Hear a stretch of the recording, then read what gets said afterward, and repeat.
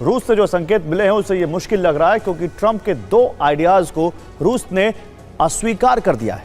रूस ने साफ कर दिया है कि अमेरिका से युद्ध पर ना तो किसी तरह की डील की जाएगी और ना ही यूक्रेन में बाहरी देशों की सेना का आना मंजूर किया जाएगा। रूस के रुख से साफ है कि किसी भी कीमत पर यूक्रेन की स्थिति पहले जैसी नहीं रहने दी जाएगी। यूक्रेन को भौगोलिक तौर पर भी बदला जाएगा और उसका अस्तित्व भी पहले जैसा नहीं रहेगा। यही वजह है कि यूक्रेन पर कब्जे की जंग को और तेज कर दिया गया है। ताबड़तोड़ प्रहार से यूक्रेन दहल रहा है।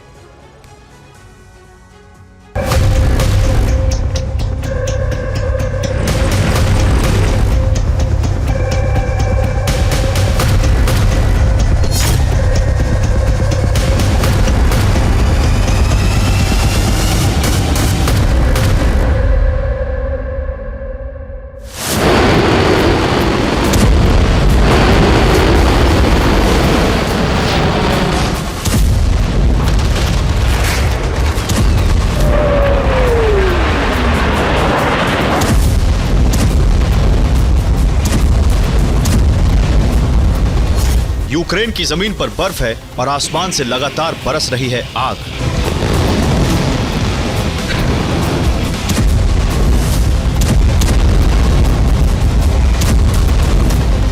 कभी जमीन पर गिरती है रूस की इस्कंदर मिसाइल,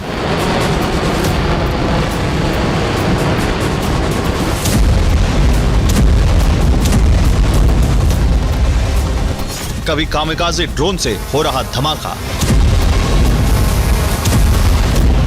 यूक्रेन के सैनिक किसी तरह फ्रंट लाइन पर डटे हैं, लेकिन बारूद की कमी के चलते आर्टिलरी खामोश है। यूक्रेन के सैनिक सीमा पर मौजूद चौकियों को छोड़ चुके हैं। यूक्रेन के भीतर कई किलोमीटर तक अब यूक्रेनी फौज नजर नहीं आती।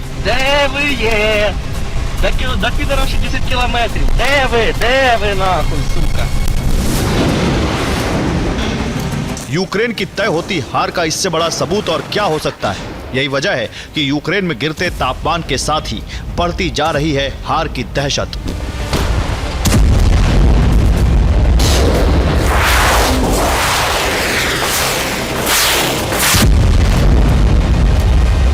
क्योंकि अंतर सिर्फ हमलों की संख्या का नहीं, बल्कि एक बहुत बड़ा फर्क ताकत और हथियारों का भी है। यूक्रेन के लिए अब युद्ध में बने रहना आसान नहीं है।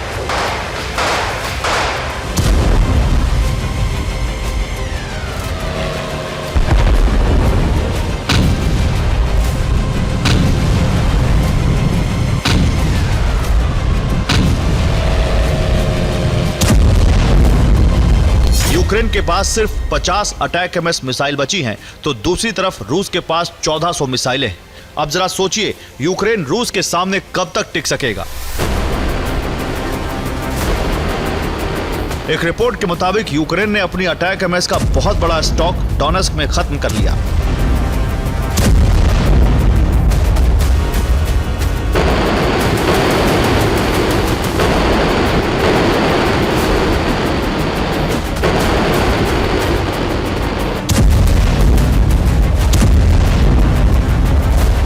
इसके बाद बाइडेन ने यूक्रेन को रूस में इस मिसाइल से हमले की छूट दी।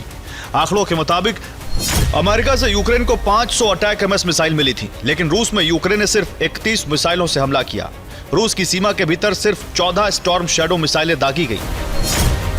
अब बाकी की 50 मिसाइलों से क्या यूक्रेन अपनी हार टाल सकेगा? ये सवाल इसलिए क्योंकि बाइडेन ने अगला रक्षा बजट पास कर दिया है।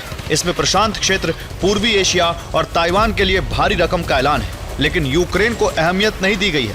दूसरी तरफ यूक्रेन की खुफिया एजेंसी की जानकारी के मुताबिक रूस के पास मिसाइलों का बहुत बड़ा स्टॉक मौजूद है।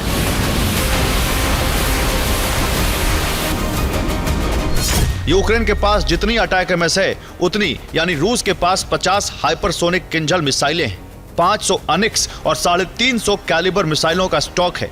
रूस के पास 103 इस्कैंडर मिसाइलें हैं।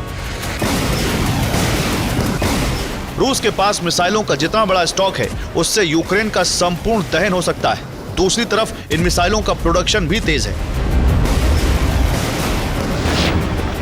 रूस एक महीने में ही 40 से 50 इस्कंदर मिसाइलें बना लेता है। हर महीने रूस में ऐसी 50 कैलिबर मिसाइलें तैयार होती हैं। यानी एक तरफ यूक्रेन के लिए हथियारों का रास्ता बंद हो रहा है, तो दूसरी तरफ रूस बेहद तेजी से हथियार बना रहा है।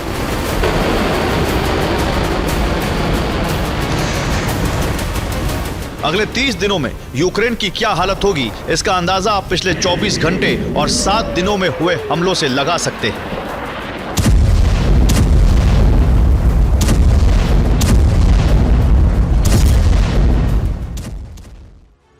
तो रूस के ताबड़तोड़ प्रहार से यूक्रेन लाचार होता जा रहा है। बीते 24 घंटे में यूक्रेन पर 158 बार हमले हुए हैं।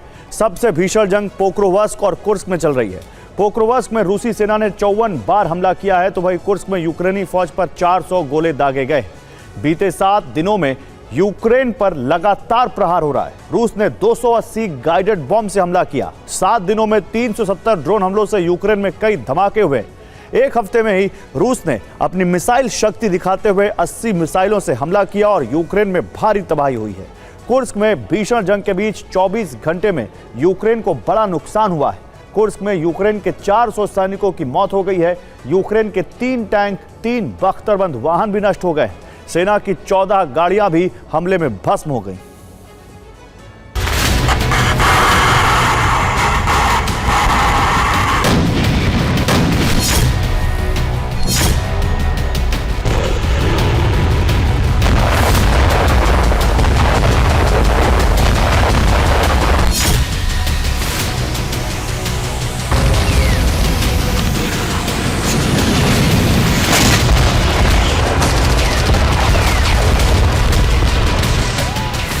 यूक्रेन पर हमलों की रफ्तार और तेज होने वाली है, क्योंकि रूस पहले ट्रंप की पहल पर युद्ध विराम के पक्ष में था, लेकिन ट्रंप के 2 आइडिया को रूस ने पूरी तरह से नकार दिया है।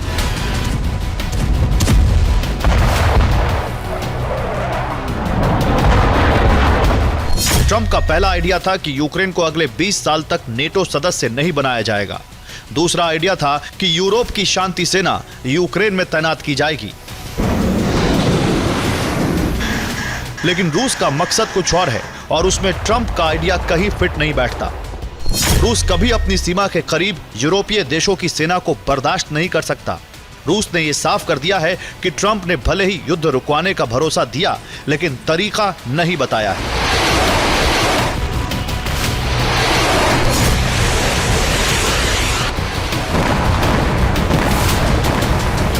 अब तक मीडिया रिपोर्ट के मुताबिक ट्रंप चाहते हैं कि दोनों देशों की मौजूदा सीमा सलामत रहेगी, दोनों देशों की सेना सीमा से दूर हो जाएगी, यूरोप की शांति सेना सीमा पर तैनात की जाएगी।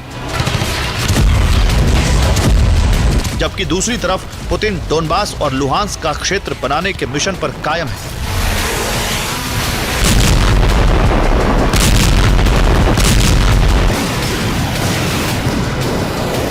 कई इलाकों में पुतिन बफर जोन भी बनाना चाहते हैं। इसलिए रूस सीज फायर तभी करेगा जब यूक्रेन का नक्शा भी बदला जाए।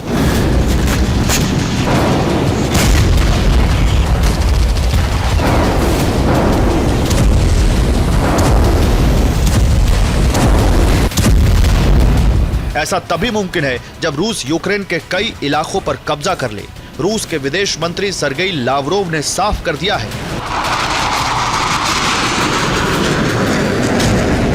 रूस अमेरिका की सरकार से डील नहीं करेगा। रूस यूक्रेन को लेकर सख्त नियम बनवाना चाहता है।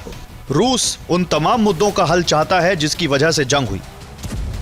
अब पूरी दुनिया जानती है कि रूस ने यूक्रेन पर हमला इसलिए किया क्योंकि यूक्रेन की नेटो सेना रूस की सीमा तक पहुंचने वाली थी।